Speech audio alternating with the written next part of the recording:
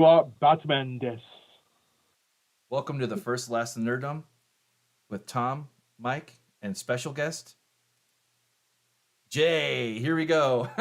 we got we we had to do a little coordinating, so we're doing this live this week because this is an extra special edition where we're stretching our horizons a little bit, getting a little bit of the old that we all love, and a little bit of the new with what we're learning about all the time. I am Mike. And I'm Thomas, or Tom. And I'm Jay. Hey, welcome back, Jay. Hey, you were on with us before, and we all kind of coordinated here. We had such a good time last time that we decided that we're going to do it again, only with covering something that is very unique and interesting, which I believe you actually introduced us to. Correct? That's right. This was something that I'd heard about when it was first serializing in Japan.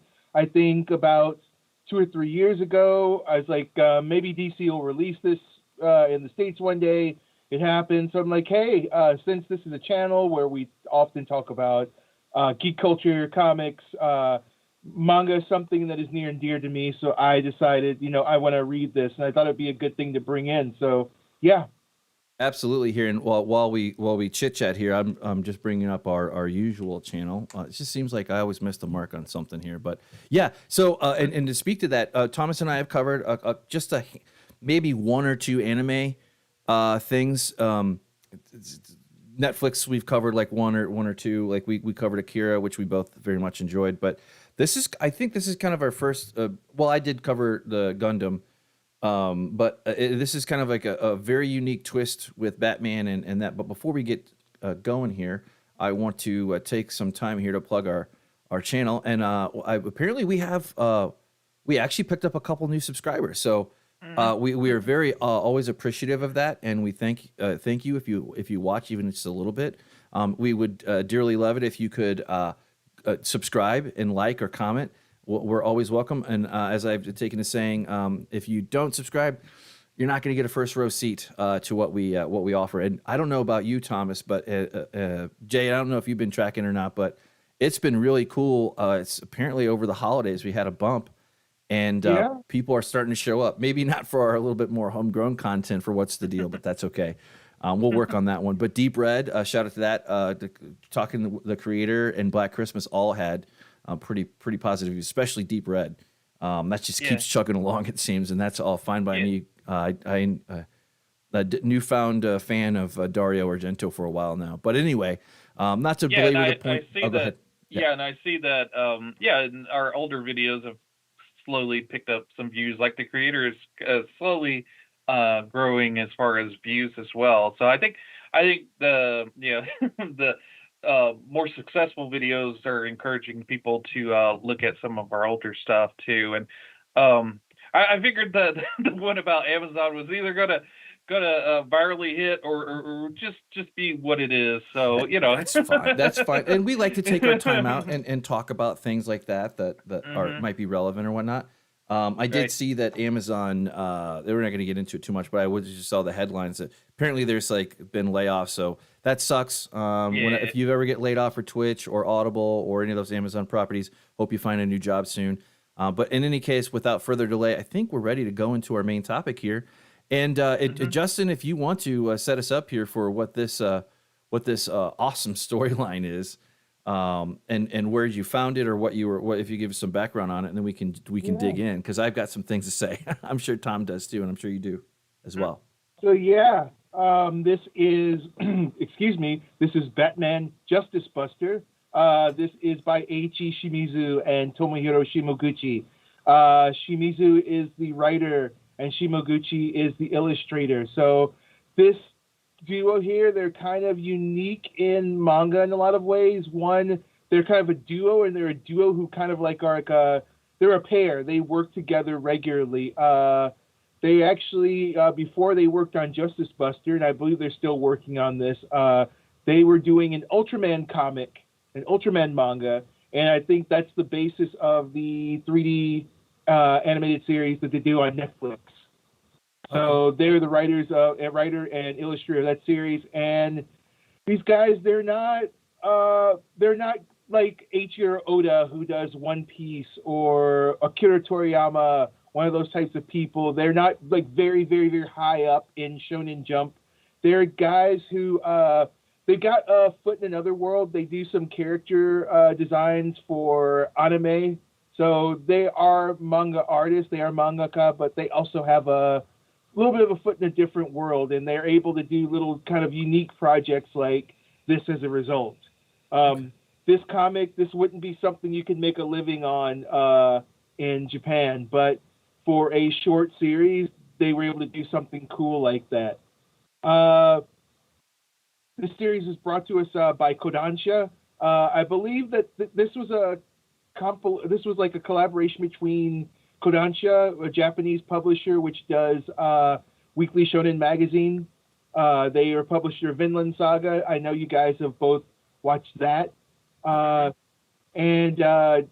Kodansha and DC have a long-standing relationship where Kodansha has been the publisher of kind of DC projects in Japan in manga form. So based on this serialized originally in Weekly Morning Magazine, which is a adult-oriented magazine. It's more for salaryman types, like people who are working adults, and they'll have various types of stories. I think this wasn't a very long manga. It was short, and it feels very much like it was promotional in nature, just to kind of I think this is a little bit before the Batman, the film, came out. Okay. So perhaps this was kind of a way to get people remembering and thinking about Batman when that film came out.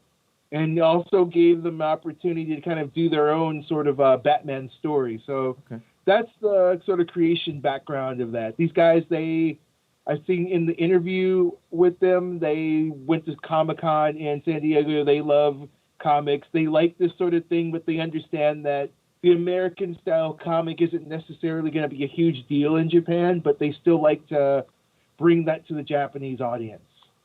Okay, very cool. Yeah. Yeah. What were your thoughts, Tom? Oh, yeah. I'm more of a American comic book guy. I'm just by default, really, because back when I was first getting into comic books, we didn't have the ability to pick up a manga wasn't even there.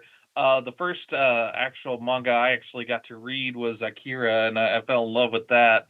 But then, there was like a flood of manga after that. There was certain things here and there, and when I saw it, I would pick it up. So it's not like today where you could walk into Barnes and Nobles and have like several rows of manga to choose from. We had slim pickings, although Akira is nothing to sneeze at. That was epic, and I was probably a little bit spoiled by that.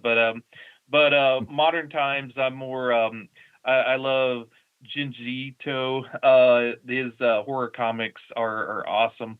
But yeah, I'm more of a anime guy. So yeah, reading manga.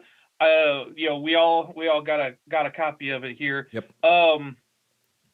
I'm not a fan of how it's printed how a manga would be printed, right, where you have to read it backwards every time I read one of these, I have to reorient myself, and I don't know. I'm not a fan of it reading style. I know it's more authentic, and I thought it was super cool when they first started really publishing them big here and started printing them like this. Right on. But I don't know.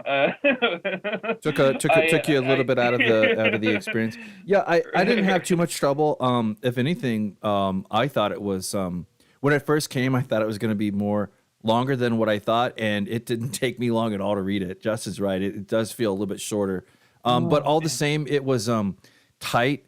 It was it was very it had good brevity. It pretty much gets to the point. I really like how they let the artwork speak. I don't know if that's indicative of manga at all versus like American comics, because it is.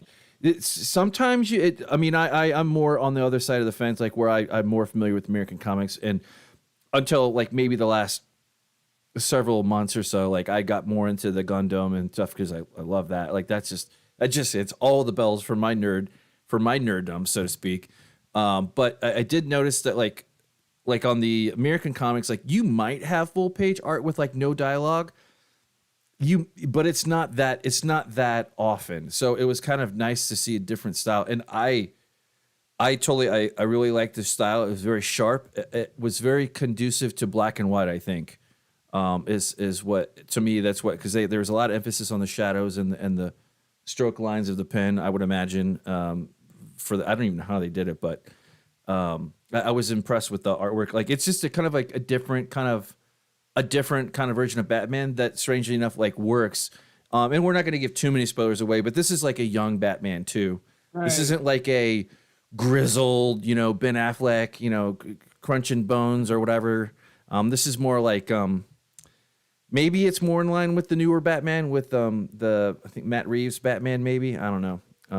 It's hard to tell, but I think he's 3 years in this time line. That's what I thought. Yeah, and I will say, like, when I saw Superman in this, and that's not really giving anything away, I really enjoyed that. Like, I was like, what? No way. How are they going to do this?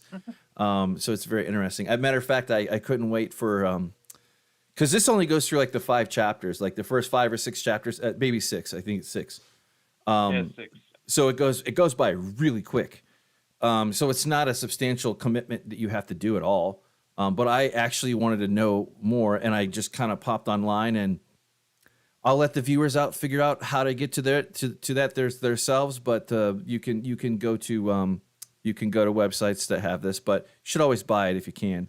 And I think they might have this. I would imagine they have it out digital somewhere. Oh yeah, but, they do, and they sell this at Target. Okay, right on. Thomas was just remarking about how when he was getting into comics, there really wasn't a lot of manga around. I probably got in maybe a few years after you, so by the time I got in, that was around the time that the Ranma 1/2 floppies were coming out by Viz, so you were starting to see it, but still not a whole lot. So right. This is definitely going to be different. If it makes you feel any better, I was reading Invincible a couple of weeks ago, and there would be times where as I'm reading through, I'd get real confused because I would start reading the panels backwards because I'm so used to reading sort of this right to left style, which is the way people want to read manga, but which is very strange, particularly if you're coming from an American comic reading background. Mike, you mentioned about the kind of sparseness of dialogue and the full page illustrations with no text. That is absolutely something you will see more in manga. You will see it in action manga in particular. Manga tends to be more of a format where you show as opposed to telling. So the characters you'll see, they don't necessarily talk as much. There's more, the action tells the story for you. Yeah, and actually, go ahead. Oh, I was just going to say, today's comics are kind of skewing more towards that way. I guess trying to maybe cater towards a manga audience, since that's the largest comic book reading audience here in the States. The manga is doing quite well. So in American comic books aren't. So yeah, they're kind of gearing more towards that. And with mixed results. There's a comic book that came out a couple of years back called Future State Gotham, which was told in a manga style. Were you able to read any of that? No, but that's something I'm going to take a note of. Future State. Was that Future State Gotham? Yeah, and it's it focused on Red Hood and it takes place in the future, so you have a future Batmans and future Jokers. It's sort of it's told in a sort of a larger than life style that manga does, and the art style is very much manga, and with a lot of action like that. So yeah, if you read Batman Justice Buster and really enjoyed that and want a little bit more, that's something to check out. I think it's like a 12-issue series. Okay, maybe a little bit more. That's pretty standard now, isn't it? Like 12 issues for a series before the reboot to issue number 1. Right. Marvel has gotten into that endless trap. Although We'll cover that later, maybe. And yeah, we might might have a little special show on that. But yeah, DC's got into. I think DC is much more refined in how they handle it. They'll say, because a lot of times with Marvel, you don't know if it's a limited series or not, and Marvel doesn't either. If it doesn't sell, it becomes a limited series. But with DC, they plan it out, and like the recent Hawk Girl series, you can see they number it. It was a 6-issue series from the very start. It's 1 of 6. So yeah, they're much more into say, hey, this is going to be a limited series, and they're willing. They've kind of reduced their size of their catalog of what's coming out. Marvel still kind of floods the market with hundreds of titles a month, but DC's kind of since the COVID. They've kind of retracted and kind of focused on key characters, and and with kind of reduce their glut of stuff they're pumping out, which I'm sure they're trying to focus on quality more than quantity. But yeah, it's up to you to decide whether or not they're hitting the mark as far as quality. Yeah, I was gonna say, just from talking about the stylized differences between like less dialogue, more action, or more panels, more artwork. That when we're talking about that, it reminded me of Planetes, because it was a lot like that. There's not like a lot of extraneous dialogue. And I like that. I appreciate that, so I can appreciate the style. And I'm not. I'm kind of like in the best of both worlds, I guess, or in the middle of them all, I guess. I like my American comics, but typically I gravitate toward older storylines that I know are a sure win or a bet, and I've already covered, or I've already caught up with most of those, and that was several years ago. Definitely have a bookshelf full of those compendiums. But it is kind of funny to live vicariously through you, Thomas, and through you, Justin, too, to kind of get the best of both worlds, or like really put an ear to the ground and get a strong recommendation for like, what is all this manga stuff? I have no idea. Where do I start? And Batman is like one of these. I think I forget the statistic, but like for like the last forever, in the top 3 selling most superheroes of all time, Batman is always forever, it seems like, in the top 3 over time. He's just a very popular character. That's why he's rebooted a million times, to great effect and audience delight, I might add. Maybe not some in the 90s, but that's a different, that was a different, more campy kind of, not quite Adam West Batman, but like Arnold Schwarzenegger kind of doing one-liners and silly stuff like that. Whereas we all really got spoiled by Chris Nolan's movie Batman, in my opinion.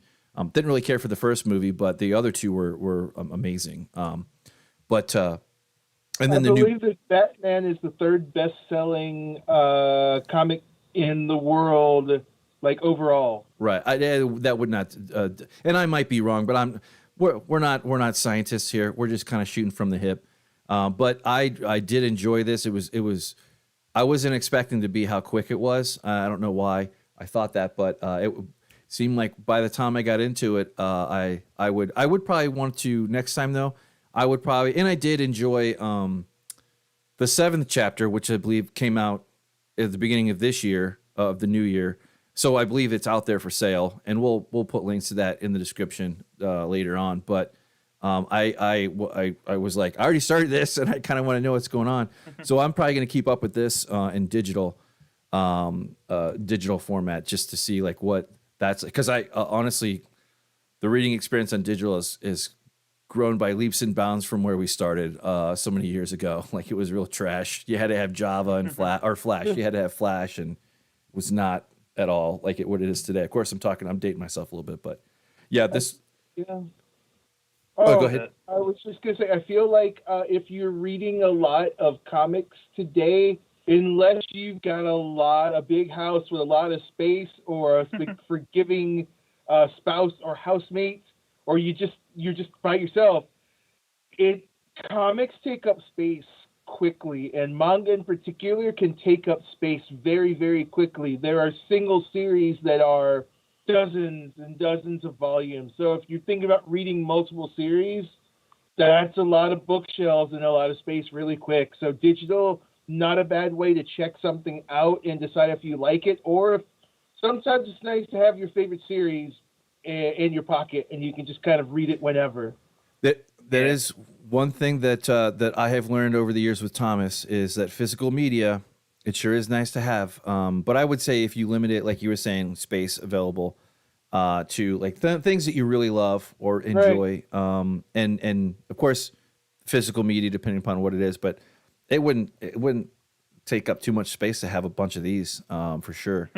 And it was I have on screen here a little bit of the sample of the artwork and the fact that like you can like kind of go in and see. I mean, you can see the detail like on the printed page, and the paper is fine. I have no idea if the quality of the paper that I got is any good or not. I have no idea, but it seemed like it was perfectly fine. I was a little bit more nervous about, because of being a paperback, more nervous about opening the book up too much and like ruining the spine. The spline on it, excuse me. But the as you can see, the artwork here is tremendous. And of course, this is bound weird. This book, I don't know about your copy, but mine was very stiffly bound, so than a lot of manga that I think I'm used to reading. So like you, I didn't want to like crack the spine. The paper is pretty standard for American releases of manga, which is to say that it's actually of a higher quality than the paper generally used in volumes of manga in Japan, but the binding here was really kind of weird and tight. Yeah, and I believe the overarching storyline is in the Justice Buster, Batman has been done before, for sure, in American comics, and I'm not sure if Thomas can speak to that or not, or maybe even you, Justin. I can't really speak to it per se, but it's basically like it's leading up to, like, correct me if I'm wrong, but the arc of the storyline would be. And of course, they can always do this a little bit different with the manga adaptation, of course. But basically, it's kind of like young Batman, not friendly with Superman or the Justice League. It's a very unique, I guess, build up to essentially kind of introducing Batman to the Justice League. I doing a very poor job of describing it, but that's the thrust, I would imagine. That's where they're going. Of it. Yeah, that makes sense. Yeah. In the comics, I believe so. My understanding, Thomas would probably know better than I. I can't remember who wrote that arc, but I guess Batman decides he needs to make like a super suit so that he can fight the Justice League with it. So I don't know if that's the direction they're going in with this Justice Buster, or if it's just kind of like a shout out of a name. I'm not sure what they're going to do. I could be wrong, but I think it was the original Justice Buster Batman Endgame storyline was created by Scott Snyder and Greg Capullo. And I only have that because I did a little bit of background on like what it was based on, just so I have something to talk about. But I like that they don't spend too much time on the technical babble. They just kind of show it. I like that it works. Less. My understanding from this and other manga that I've read and absorbed is less is more. That's very true, very true. Yeah. Not counting the artwork, of course. What did you guys think of the artwork? It's typical of manga, but just to speak on the Justice Busters that you asked, I didn't actually read that, but that storyline, but I did read. I started with the Scott Snyder series. Scott and Greg Capullo, they did a wonderful job with the Court of Owls. But no, I'm not a big Batman historian. I was more of a Marvel guy when I first started out.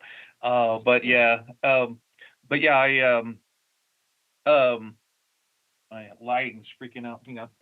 Yeah, no worries. There we go. Whoa! Special effects. Party at Tom's house. Is that a Caesar poster behind you? Is that from Planet of the Apes? Yep. Oh yeah. Oh, that is so. I guess I never noticed that in detail before. That's so freaking cool. That's been there from the start, for sure. Yeah. I guess you were always sitting in front of it, so I never noticed what it was. Yeah. Oh wow. Yeah. I when I first started out, I tried to spotlight him, but yeah, after a while, after so many shows, we've done hundreds at this point. He's kind of faded into the background, but yeah, he's been with me from the beginning, like Mike said. But yeah, as far as Batman, I first got to know him in the reruns of the '60s series. So he seemed a little goofy. He kind of reclaimed himself with the Tim Burton movie. He became cool again. And then I kind of started getting back into Batman, but yeah, I've dipped into Batman every once in a while. I picked up that Grant Morrison's Arkham Asylum book, and then of course I think everybody's read the Dark Knight series by Frank Miller. So yeah, and everybody knows Batman's story at this point. I don't know Frank Miller's anyone Batman. that doesn't. Very familiar. Yeah. But yeah, so I think this book kind of wisely doesn't start with Batman's origin, although it hints at it a little bit. It's woven in and out. It's interesting. Mhm. It's an interesting flashpoint, I guess. No pun intended for actual flashpoint. That's a whole different thing. Yeah, that's a whole different thing. Yeah. Yeah. It's getting serious. I'm breaking open the boomer juice. So. Yeah. All good. All good. Yeah, I just had to refill the coffee cup, but yeah, this one was fun. I will be looking out for more of these, and I think we've covered on the periphery. We've covered some of these too, like coming out like and I may be misremembering, but it could have been in the chat in our joint chat that we have every week. But the Joker, I think they're going to do, or maybe no, it's not the Joker. It's the Harley Quinn. I think that version of the I can't think of the name of them, but I'm pretty sure it's that one. But and I don't have it handy, but maybe after the fact I can put it in the description below what I'm mentioning. But no shortage of I just, it was fresh. It was nice to pick up something different, and I had been going through the X-Men, completely unrelated, the X-Men version of it. But in any case, to circle back to the art, it's of course manga style, and you have Japanese artists, but Jay, tell me I'm crazy, but I see some influences by Jim Lee and even maybe say Rob Liefeld. Especially with the lines and everything. So have they said, the artists say what his influences are? I think Jim Lee is definitely one of them. I know these guys, they like comics. They like American comics, and it's something that they're like aware of. An interesting thing that a lot of people don't necessarily know, like manga fans in particular, a lot of people who make manga, they actually read American comics. They may not be reading the current DC, Marvel output, but they've read a lot of the big storylines. They've read some of the more popular independent comics. So, yeah, absolutely, you're going to get that kind of style there. Like, I feel like these guys, they could probably do a 12-issue run for DC in floppy format, and that would work. Their style is not so, it's not so, like, I guess, cliched anime, manga, Japanese style, where everyone's got the huge eyes and the tiny mouth. Like, it's not so much in that direction. It's got more of the kind of, like, the realism that you, and the adherence to anatomy that you would expect from an American comic book, like an American superhero comic book. I like the art. It was good for the type of story, and I just want to say that this story is a testament to Batman as a character. This is a character you can have do just about anything. If you got a good writer, it can be cool and interesting. You can have Batman fighting monkeys on the moon. You can have Batman doing a manga adventure. You can have Batman doing like a gritty detective story, stuff with vampires. Just a great character. Yeah, I agree with that. Yeah. It is cross-generational, continues to be until they, and surprisingly, for as many reboots and stuff that they've done, they haven't damaged it really. It might get a little lame sometimes, but for the most part, it's a compelling story. And we've talked about this offline too, Justin. Like where we'll kind of just chit chat. And I think Thomas, I've said this before, but it's really hard to write a comic book around an all-powerful Superman. That is not easy to write or write well, I should say. Yeah, you can write it, but if you don't have some kind of checks and balances on it, it can kind of like, it can get boring real quick. And there is a few Superman storylines like where it just didn't quite hit the mark. But I'm sure that's true too in Batman's history. Crying out loud, it's been out forever. But that's just a testament to not only U.S. appeal, obviously, but also cross cultural. I'd be curious to see how well it did in Japan, and maybe shame on me for not having some kind of stats up, but I wouldn't even know where to go to It would be find hard that. to get those numbers. I think there's a couple of accounts on Twitter where they're like some super dedicated manga nerds who are going and reading like the Japanese publisher websites and the Japanese industry pages and getting numbers. I don't expect that this sold particularly well. There's a limited audience for this in Japan, but I think that from DC's perspective, this was a way to again just kind of keep Batman in the public awareness in Japan for various merchandise.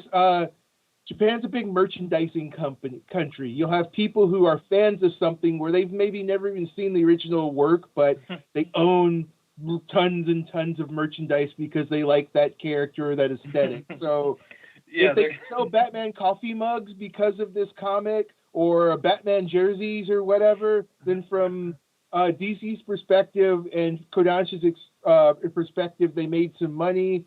This was an opportunity for Kodansha to work with these artists and be introduced to them to potentially work together again in the future. So this didn't, and of course, it's something that could then be reverse imported back to the United States. Mm-hmm. I'm not exactly sure who the audience for this book is, but there's an opportunity for someone who's interested, and I think there's a value there. It's an opportunity maybe to get Batman in front of a younger audience that isn't going to the local comic shop, but maybe sees it on the shelf at Target or Walmart or Barnes and Noble. Yeah, and Right. that actually brings up a point that I was going to say, because back in the day when we were kids and growing up, you used to see comic books everywhere. You used to see them in the grocery store and, of course, comic book shops. You would see them at Walmart. You would see them at Target, whatever. Certainly grocery stores for sure.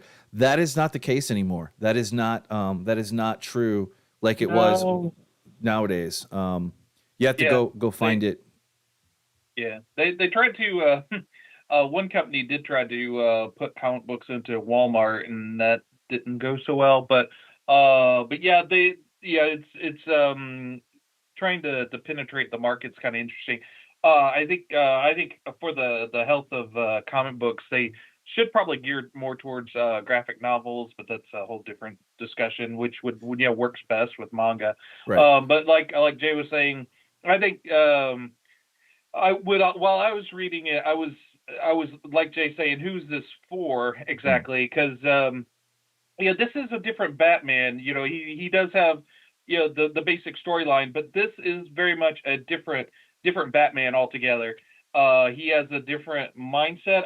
When I was reading it, I not to do too much of a hot take, but I was like, that's not my Batman. Because I could see that. I could see that. The Batman, the Batman, I think this Batman relies too much on technology at this point. This is very Batman Beyond almost, like very. I have is future punk, not necessarily cyberpunk, but some sort of artificial trappings of cyberpunk, like the neon and the tech. Yeah, and the way I see Batman, he does use technology, but it's a very utilitarian kind of way. He uses it to further his goals. He doesn't rely on it to think for him. He'll see the raw data coming in from the computer, but then he's the detective. He's the brain guy. He's the one that puts everything together. This Batman's letting the computer AI tell him what to think. That GPT, please tell me where crime is happening. Yeah, exactly. That's formulate everything that's going on, and that's that kind of hit me. That didn't ring true for me as far as Batman. And I guess I'm an impatient reader. When that kid first started off into the series, I guess I won't spoil it, but he does have a purpose to him. And, I was like, him and the old guy, I was like, I don't really care. Why am I caring about this kid, And I can see that. Yeah, I can see that. They did take a little bit longer on ramp. They did take a little bit on ramp. I mean, they also did difference, and I appreciate the stylized differences between, like, say, the Joker that has been done on the big screen and the small screen and animated screen as well. A million different, well, not a million, but quite a few different ways. So this was very unique to me, Yeah, and the I I appreciated. really like this Joker. I thought he was cool. Like he's not everyone's Joker, but he's a very different Joker, and he's very cool. He's an interesting foil to like he's clearly set up to be a foil to Batman, but not in the same way you traditionally see him. He's not necessarily an adversary, but he is someone Batman may be antagonistic towards at various times. Kind of an anti-hero. yeah, it's sort of like he wants to be Like Punisher, Batman's kind he of. wants to be Batman's buddy. But yeah, I was kind of I found that dynamic interesting. I didn't care for his luchador mask. It was kind of cool looking, I thought it was but cool. it was cool. But the thing about the Joker is his expressive expressions and his Uh, ability to emote. Where Batman is in the mask and he never emotes. You know, he's that stern mouth and the fact that you have the expressionless Batman and then you have a essentially expressionless Joker because he's in a mask.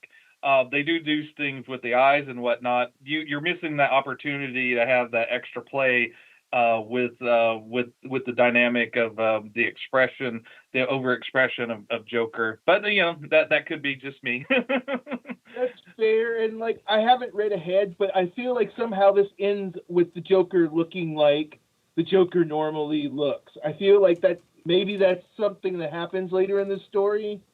Yeah, that could be, and we're this is just volume one, and it's several pages. That you could be misled that there's a whole bunch of story going on here, but there is. I well there is, but it's like maybe if it's a movie, it may be the first 10 or 15 minutes of the movie. So I think that's fair. and reading, Yeah.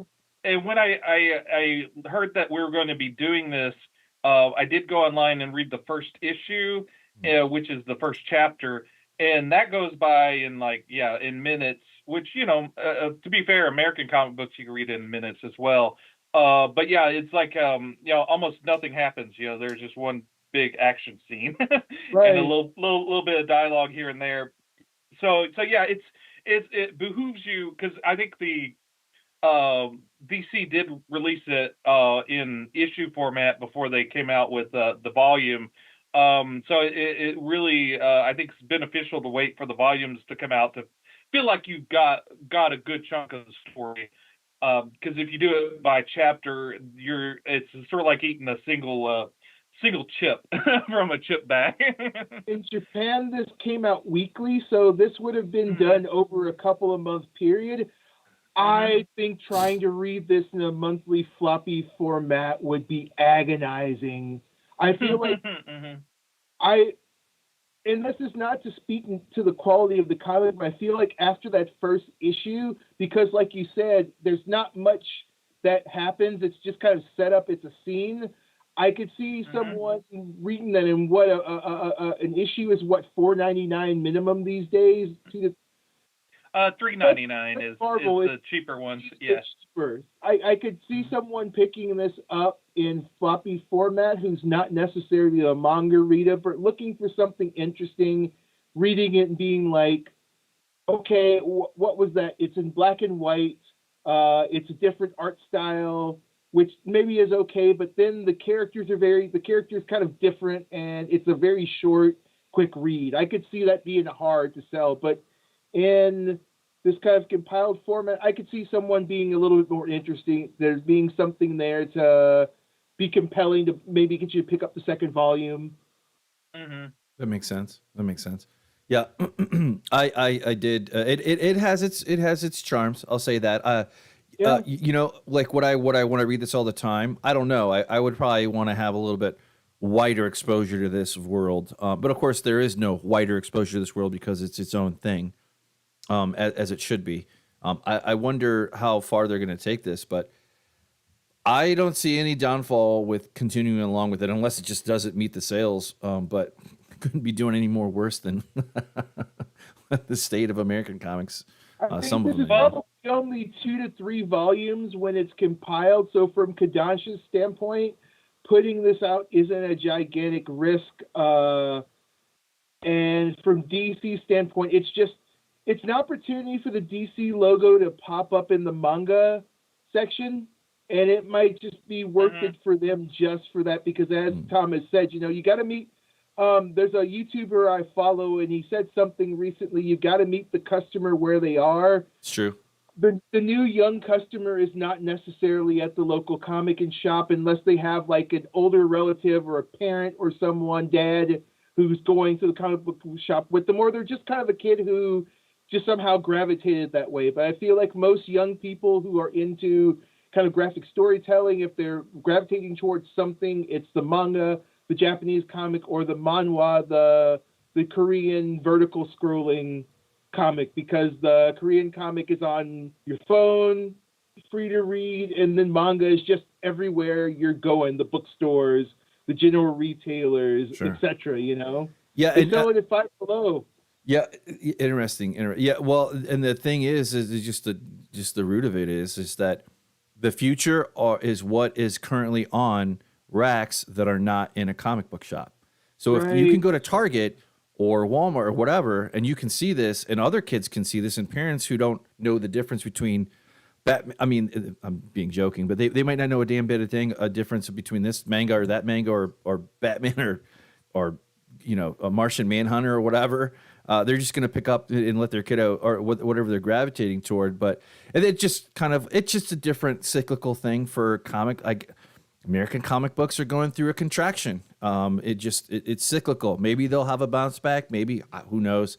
We're not fortune tellers, but we like what we like. And at the end of the day, it would be a shame if you can't have. There's always going to be. I'm always a proponent of more unique and interesting things that they can actually capture that spirit of manga, perhaps, and tell Batman in a slightly different way that you might not be used to, and you might not like it or you might appreciate it. But the fact is, that's where the growth is, and that's where the people that are DC that greenlit this were smart, and I think this was done wasn't it done like a couple years ago or started or? It was in 2021. They did this. They did a couple of other DC character comics. And when you were showing the Amazon page, there's Superman versus Food, which is a comic where the setup is that Clark Kent, he has an hour lunch break from the Daily Planet. That's so right. He flies to Japan because he loves Japanese food, and he takes an hour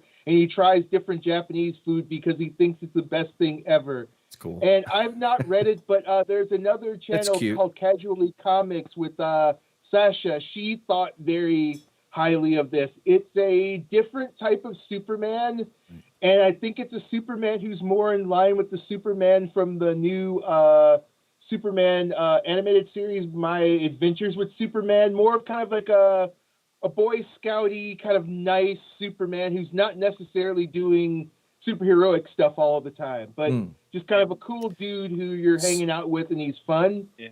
Slice of life. Yeah, Casually Comics. We've talked about her on our channel before. We gave a shout out to her. Great channel. Indeed. But yeah, I was going to point out that Joker 1 operation too.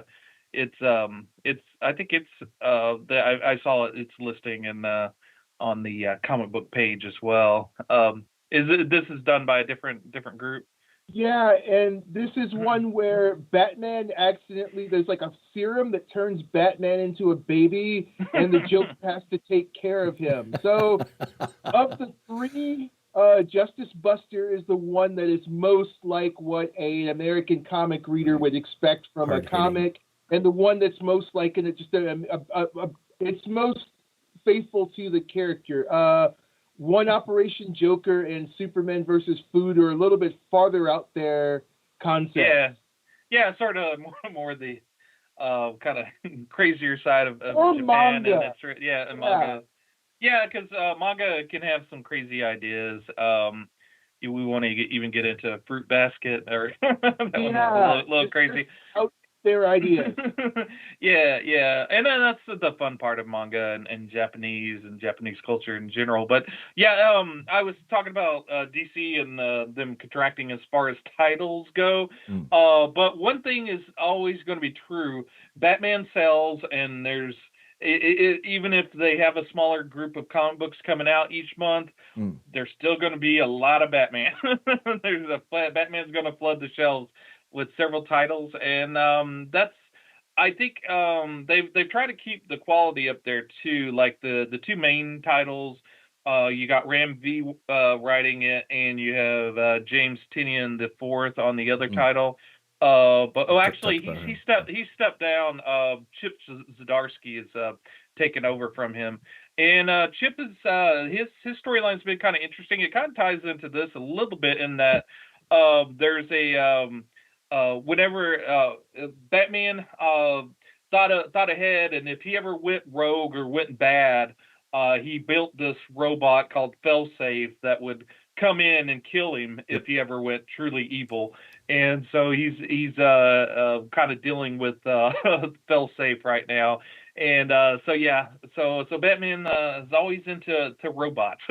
Yeah, I've caught bits and pieces. I haven't actually sat down and read it or like sought out the comic, but like just through different things that I see on here and YouTube or the shorts or whatever, I'll fall into something, and then they'll have. I really like the guys that put the. I really like the guys that do this. They take the time. The comic book nerds out there to take they take the time actually, and they'll cut up like really pivotal scenes or like really cool, interesting aspects of an ongoing series or so. And some could be years old too. I've seen it, but they'll cut it up and they'll put it in a shorts format. And you know what? Sometimes it's enough for me to track. Wait, hold on. What was that again? And then like go track it down to see what the heck they're showing that's so cool or whatever. It is cool. And we'll have those YouTube channel link recommendations also down below. Like once we wrap here.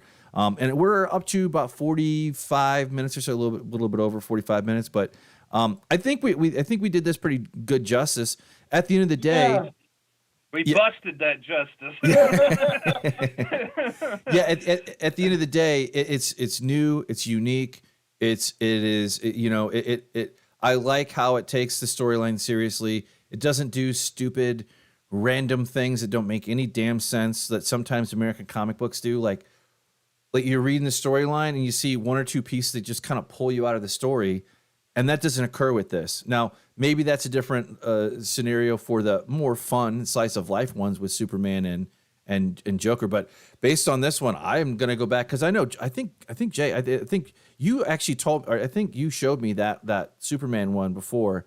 So I intend. I think we talked about that one. Yeah, but I fully intend on going back and enjoying that as well as the Joker one, because why not? I'm already halfway there anyway, so might as well just turn the corner and visit that neighborhood, as it were. These are some interesting different takes on the characters, right. And I think that since seeing how I saw this at Target, I'm assuming that Kodansha and DC and Target all believe that this is something that people might be interested in. And last time I checked, the copies weren't there anymore, so I assume that someone's going in there, seeing these and buying them, and that's great. That's the best way to show that you're interested in these types of sort of out there concepts. Go ahead. Talking about the you were talking about how Japan is a lot into like the merchandising and whatnot. We are too. There, I noticed. Well, actually, I was going to mention Mega 64. They do little skits on YouTube, and one of theirs was a big thing about this guy trying to find out the biggest fan of Star Wars, and this guy's like his whole house is decked out in Star Wars. He had the Star Wars gear on and all that, and then the interviewer starts asking him about Star Wars, and he has no clue what the characters are, but he's all into the merchandise. So, but the Justice Buster, I noticed Todd McFarlane's doing an action figure of the Justice Buster. Okay. I think you could probably know this. Yeah, actually, Mike, you could probably find it on Amazon. Do McFarlane Justice Buster and pull it up. Right on. Let me pull that up. Yeah, you know, one, and I don't know if this is true or not, but what I was going to say was that I don't know that there's any animosity around any of this stuff, but I was going to kind of say like maybe it exists, but it's kind of nice to get into something that doesn't have like you know, endless battle wars online. And for all I know, there could be but it's. Oh, there absolutely are, and you're just better off I spoke staying too away soon. from them. They're just dumb. And also, one thing you have to keep in mind is when you're getting into like manga, anime fights, you're mainly, if you're arguing with someone, you're arguing with someone who's probably a teenager, and we're grown men. So, like, that's when I see opinions about anime or manga or about how manga is sold or whatever that I don't like, I realize, it's like, hey, this person you're talking to could very well be in high school. Are you the type of dude, middle-aged dude who picks fights with high school students? Was that the? Yeah, the there it is. Yeah, that's it. Yeah, Oh, that's exactly. Well, cool. and that's kind of it's kind of the trope, you know, online. Everybody's an expert or whatever, but it's fine. It's you can Everyone, definitely that's like your opinion, man. right. No, hey, it's cool. You Like know? and sometimes when it's more positive or semi-positive, there's some interesting points that people can make aside from like I don't like you, I don't like you, you know, whatever. Well, We don't do that here. yeah. I think Which is you know, great. sometimes you feel the need to kind of mix it up, but Sure. I think for the most part, you know, arguing online is like shouting into the wind for the most part, because you're not going to change anyone's opinion for the most part, and especially the way that you approach another person, especially say on Zitter, it'll yeah, X now, Oh, but yeah. yeah, it doesn't encourage the a lively debate. It just it inspires, you know, people to throw stones at each other, and you know, Yeah, legend has it. we're more. Yep. Yeah, Go ahead. legend. Yeah, I was just gonna say, legend has it that when you create a new Twitter account, it also comes with boxing gloves. I'm not big into arguing, but online, particularly in short media format, like the service formerly known as Twitter, I don't think it's a great place to do it. I'm old school. I remember arguing with people back on forums where you could type a 25,000 word essay about what you meant, and occasionally you could come to understand with someone because there was the ability to add context. Modern social media is not set up for context or for conductive conversation. It's set up to start arguments, which then get rubberneckers, and that's where the money comes from. Right. Yeah, right. yeah, yeah. I pine for the days back when only the nerds were into computers, so that you could have some very long and heated and intelligent conversations about things back then.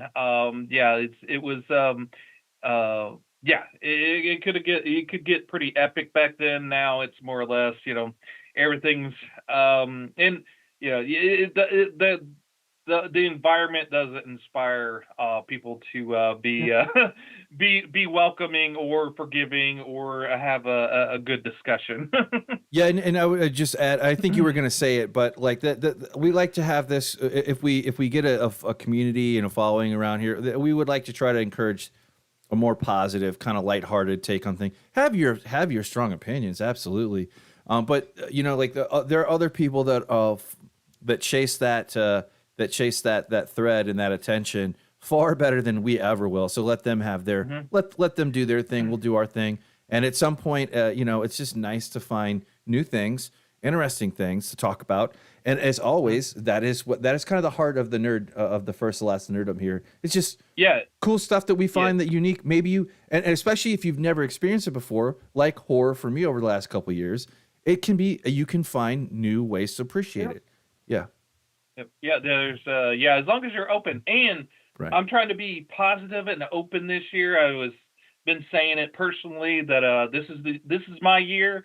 You know, you throw out that positivity, you believe it, you make it real. So this is going to be the year of the nerd as well, the year of the nerddom, and this is going to be our year. So Absolutely. yeah, we're taking it. We're taking claim to this year. Yeah, it could be a little chaotic. It could be kind of crazy, but we're going to be here with you. So yeah, subscribe to us. We'll be here with you, and we'll make sense of the world in the nerdom world, and in nerd eyes. We'll be your eyes into the world of the nerd. Indeed, I And I think could probably have said that a little bit better, but hey. all good. Oh, you're good. You're good. Go ahead, Justin, or go ahead, Jay. if you're watching and you got something to say about Justice Buster or anything else we talked about, any questions, etc., why not leave a comment? Absolutely. Oh yeah.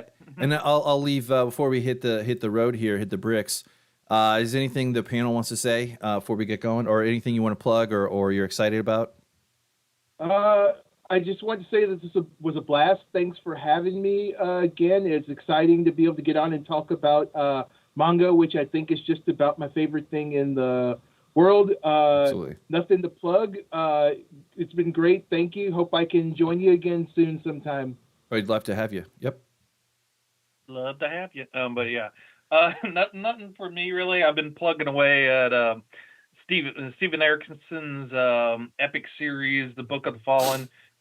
Just about to finish book 8, so I may have a little video for you next week or the week after on my thoughts on Toll of the Hounds. So look forward to that. Awesome. Rock on, rock on. Yeah, and with that, I think we've come up to the caboose here. But as always, we thank you so much. If you made it this far, we appreciate it. We love to see the likes, the subscribes, commentary. Maybe you didn't like it. That's fine too. Tell us what we did right, what we did wrong. Always welcome constructive criticism, or maybe not even so constructive criticism, because we just covered that the internet is very good at that. But with all being said, thank you, Jay, again for coming on and being our guest for the second time. We'd love to have you back. I think we'd love to have you come back whenever you wish to, and we'll play it by ear. But with that, I think this is the end of this week's show. So with that, we're out. The first, the last, the nerdom. Manga, Batman, Justice Buster.